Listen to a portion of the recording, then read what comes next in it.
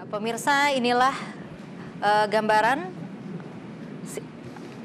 sebelum sidang ke-25 dari kasus pembunuhan Wayan Mirna Salihin.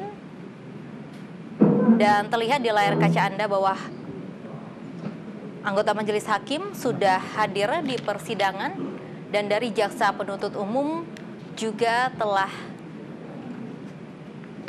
hadir di persidangan. Ketua Majelis Hakim kasus pembunuhan Wayan Mirna Salihin Kisworo sempat menunda sidang ke-24 yang berlangsung pada Kamis 22 September 2016 kemarin. Dan pemirsa, kita saksikan perkara bersama pidana sidang nomor ke-25 dari pembunuhan PN Jakarta Wayan Pusat Mirna Salihin. dengan terdakwa Jessica Kumala Wongso dinyatakan dibuka dan terbuka untuk umum. Dipersilakan terdakwa untuk memasuki ruang sidang. Silakan.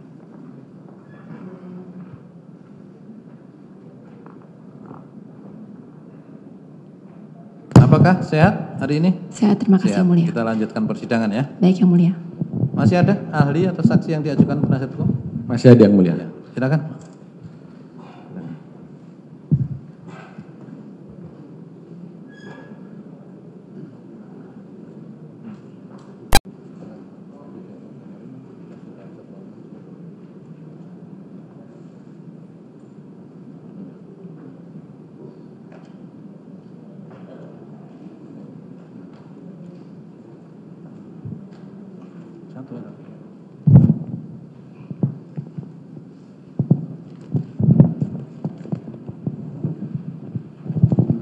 Bisa pinjam identitas? Siap, Pak.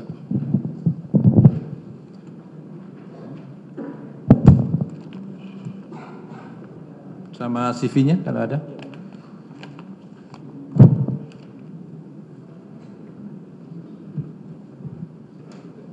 Oh iya. Iya. Oh iya.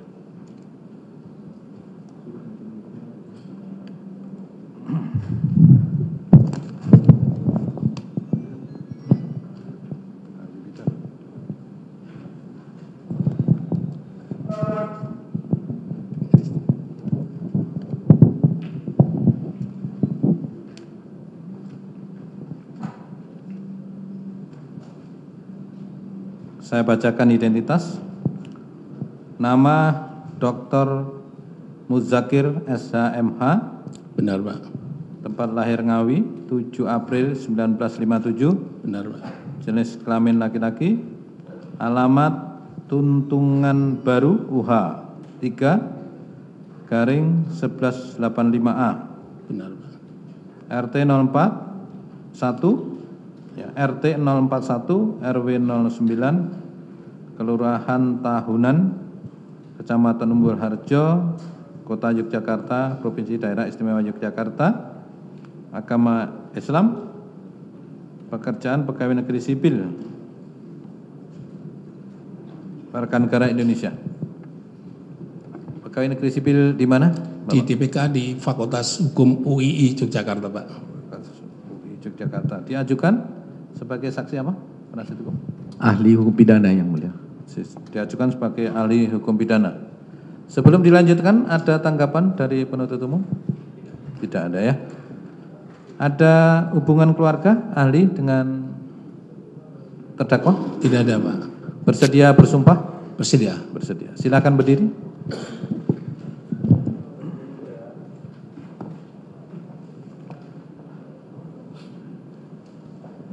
Ahli yang bersumpah, lafalnya dari saya. Bismillahirrahmanirrahim. Demi Allah saya bersumpah bahwa saya akan memberikan pendapat soal-soal yang dikemukakan menurut pengetahuan saya sebaik-baiknya. Silakan duduk. Sudah ada.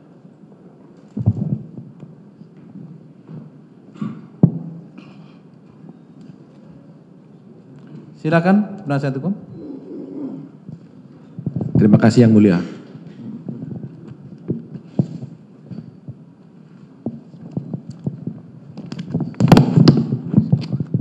Saudara Dr. Mujagir, pertama-tama atas nama terdakwa dan atas nama seluruh tim, kami mengucapkan terima kasih yang sebesar-besarnya atas kesediaan saudara berkenan menjadi ahli di dalam persidangan ini. Dan meskipun kami yang mengundang ahli untuk berbicara di sini, kami tetap meminta kesediaan saudara untuk bisa menerangkan semuanya keterangan-keterangan ahli sesuai dengan keyakinan dan ilmu yang ahli miliki. Agar dengan demikian perkara ini menjadi terang dan jelas. Dan untuk selanjutnya saya tidak akan memanggil saudara, tapi akan memanggil dengan nama ahli.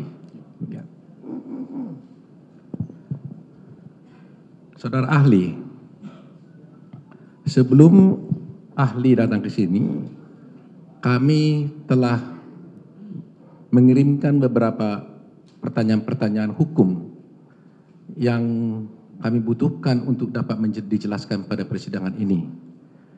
Jadi agar persidangan ini karena masalah hukumnya kita mau fokus, tentunya mungkin saudara ahli apakah sudah ada menyiapkan suatu semacam presentase mungkin? Ya benar, ya, karena atas permintaan dari penasihat hukum, saya telah mempelajari dokumen-dokumen dan kemudian saya telah memberikan tulisan-tulisan yang nanti bisa ditampilkan yang terkait dengan PowerPoint mengenai beberapa hal yang ditanyakan oleh penasihat hukum. Demikian. Kalau memang ada bisa silakan aja dipresentasikan. Iya. Mohon izin. Baik. Ahli ingin sampaikan sesuai dengan keahlian ahli di bidang hukum pidana yang terkait dengan masalah hukum pidana yang ditanyakan oleh penasihat hukum. Yang pertama yang terkait dengan hal yang berhubungan dengan kejahatan terhadap pembunuhan. Ya. Kami ingin menjelaskan secara sistematik dalam konteks ini tidak hanya satu pasal supaya kita memahami pasal yang berhubungan dengan pembunuhan itu secara sistematik dan kemudian bagaimana kedudukan pasal 340 dalam hubungannya dengan fokus yang ditanyakan oleh penasihat hukum. Prinsipnya kejahatan terhadap nyawa itu adalah perlindungan terhadap nyawa manusia. Yang disebut nyawa manusia itu adalah hidup ya. Sedangkan ketentuannya itu ada di dalam pasal 338, 339 dan 340. Sedangkan pasal-pasal berikutnya yang terkait itu adalah kejahatan-kejahatan yang terhadap nyawa yang bersifat khusus ya. Khusus yang pertama adalah terkait dengan nyawa dalam kandungan seorang ibu. Khusus yang kedua adalah orang itu baru dilahirkan, tidak lama kemudian. Khusus yang ketiga adalah hal-hal yang berhubungan dengan tindakan perampasan nyawa orang lain atas permintaan orang itu sendiri atau mendorong untuk orang lain untuk merampas nyawanya sendiri atau bunuh diri.